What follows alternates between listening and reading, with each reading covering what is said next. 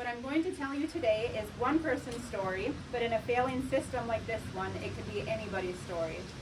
I thank you all for taking the time to listen to what I have to say and doing all you can to support this very important cause. I want to tell you today about someone very special and very important to me.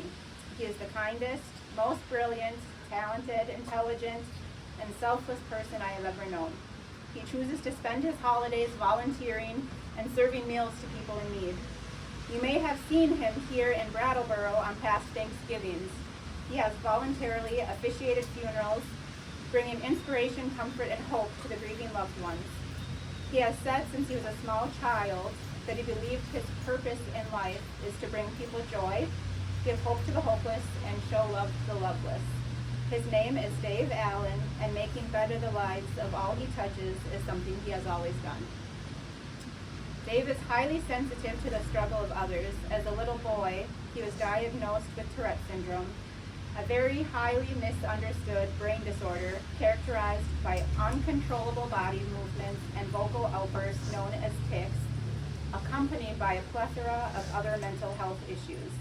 His entire elementary school years was spent being labeled a freak, bullied by not only his peers, but by a few of his teachers as well.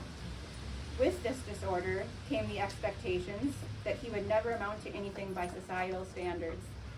He'd probably not be able to finish school or even get his driver's license. Dave hated the bullying, but chose to still love the bullies. Not only did he maintain the honor roll with almost all A's, including in advanced placement courses, but he also earned his driver's license at 16 on the first attempt. He still focused on bringing smiles to people's faces and laughter to people's hearts. David did graduate high school with honors, was quite popular, and was named the class clown. He has been beating the odds and proving negative predictions wrong his entire life.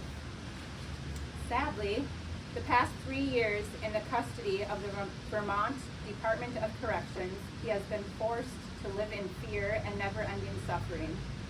It has been the worst time and experience of his life. He still tries to be positive and keep laughing, but those of us who have known him best can tell that he is in great physical, mental, and emotional pain most days and is barely clinging to life. I met and became close friends with David in the 90s when we were both children. I've never met anyone like him. He is so kind, considerate, and caring. He's a great listener, deep thinker, and is incredibly gifted. He is so easy to love. He is the best friend anyone could ever ask for and is cherished and adored by many.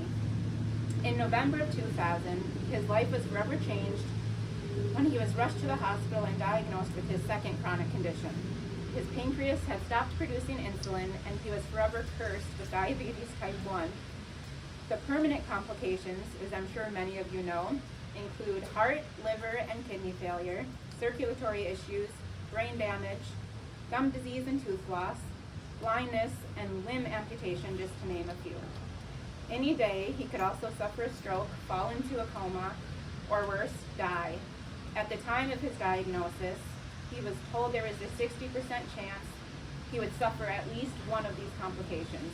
He'd surely die in his 50s or be on dialysis by 35. The treatment at that time was so archaic and the knowledge of diabetes so elementary that at least 5% of those with type 1 were guaranteed disaster. Fortunately, for everyone not under the care of the Vermont Department of Corrections, the advances in technology and understanding of the disease allows personalized treatment plans for patients, which promises full, happy, and healthy lives. Dave and others like him need not suffer, need not have irreparable damage, and most of all, like the other recent victims in Vermont system, need not die. David was arrested 3 years ago tomorrow on allegations made against him by somebody who should never be considered reliable or credible. Currently, in the United States of America, there is no innocent until proven guilty. The presumption of innocence we all have a guaranteed, constitutionally and federally protected right to does not exist, especially not in Vermont. People are guilty the moment they are accused. There's no grand jury, no indictment, no investigative process, and not even a requirement for evidence to get a person charged, arrested, and locked away. I expect better from the United States. I expect better from this state. Vermont legalized marijuana and provides marriage equality. Vermont is a state full of amazing people and natural beauty, a state blessed with the best experiences of all 4 seasons. Vermont is considered to be on par with California as a progressive and forward-thinking state, leading all others in the country. Vermont is considered a sanctuary from injustices, prejudices, and inhumane treatment of all living beings. Vermont has a population of only 640,000 people. Each year, more than 9,000 people are booked into local jails in Vermont. Vermont locks up a higher percentage of its people than any other democratic nation on earth. Vermont has an average incarceration rate of 288 per 100,000 people, with the United Kingdom at 129, Portugal at 111, and Canada at 104. The rest of the founding NATO countries average 93 of 100,000 people and below. Vermont is only one of only 15 prison systems that does not provide free hygiene products to its incarcerated people. The Prison Policy Initiative conducted research and graded all 50 states on the parole release system and scored Vermont at a D+, and gave Vermont's prison system a failing grade for its handling of the COVID-19 pandemic. This is why me, being from elsewhere, and hopefully all others, are so shocked to learn that the legal system and the treatment of incarcerated individuals is so cruel, corrupt, and cataclysmic here. David has been sitting inside the razor wire laced fences and concrete walls of the Southern State Correctional Facility for 3 years and still has not been convicted of anything. At the time of his arrest, David was a full-time single father to a little boy. He acted as this boy's father and mother, caregiver, provider, protector, role model, mentor, and best friend. David also became a dad to a girl when he had a daughter he shared with her mother.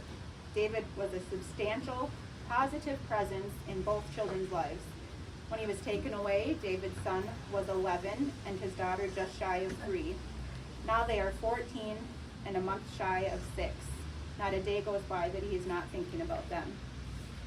As soon as David arrived at the facility, his medical treatment completely changed. Having been diagnosed in 2000, this was the first time in 20 years that he was no longer in control of or had any say in his diabetes management. He wasn't getting any of his needs properly met. His blood sugars were rarely even close to the required target range necessary for staying healthy and to avoid complications and even death. Even today, 2023, with all of the advances in diabetic medication, improper care is still making diabetes the 7th leading cause of death in America.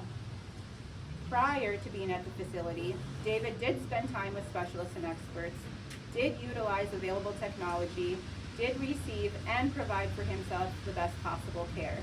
He did have the normal struggles all diabetics face, but he avoided all serious issues and was in the best of health with no danger of future problems. Now, David's health and life is in grave danger at SSCF with the absolute indifference to his serious medical needs being shown to him by many members of the prison and medical staff. He has tried to advocate for himself by utilizing everything at his disposal within the prison, seeking nothing more than adequate medical care. He has filled out countless request forms, medical slips, and has filed grievances. He has written and sent letters anywhere and everywhere, including to prisoners' rights and to the commissioner. He has filled out applications for reasonable accommodations through the Americans with Disabilities Act. The only ADA accommodation he was ever granted was the ability to keep glucose tablets on his person at all times, something he had been doing as part of his initial recommendations at his diagnosis 20 years before, as an item all diabetics should automatically have. The nurse who worked with David to get this added to his file was later let go. Coincidentally, every DOC or medical staff person who has tried to vouch for or assist David has either been let go, transferred, or forced to quit. The small few who still remain at SSCF are made to work in parts of the prison where they almost never come in contact with David. Getting nothing for results other than retaliation for his request for proper care, David decided to file his case in federal court. with such a beautiful mind which cannot remain stagnant, David, with his mother as his sponsor, put himself through a correspondence course and earned his paralegal certificate. With his new obtained knowledge, he was not only able to build a strong case, but he also learned that the majority of what happens inside the Vermont facilities, the conditions the people are forced to live in, the lack of proper medical care, and the mistreatment by the members of the staff are all things that have previously been decided by federal courts to be unsatisfactory, unconstitutional, and unacceptable. Basically, he found out and started to call them out on the truth, that the highest degree of what is commonplace in the facility is illegal. The ones receiving high salaries from taxpayers' dollars for housing those considered to be and called criminals are actually carrying out criminal acts themselves.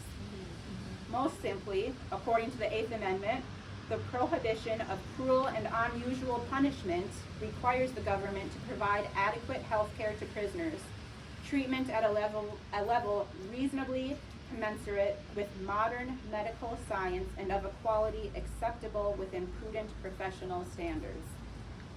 David has witnessed and experienced the opposite. He and all others are being forced to deal with uneducated and untrained staff likened to the type you wouldn't trust to feed your goldfish. Non-medical staff members speak on medical issues. There are HIPAA violations, such as medical staff sharing private medical information with other incarcerated individuals and non-medical staff members. There are not enough glucose tests. Wrong doses of insulin are given. Untimely doses are given, and sometimes no insulin is given at all. Food trays come much later than the required within 20 minutes after insulin, if they come at all. Inadequate care causes a roller coaster of highs and lows. The syringes are filled with air. Symptoms may be overtreated. Staff members often do not recognize symptoms of an issue or know what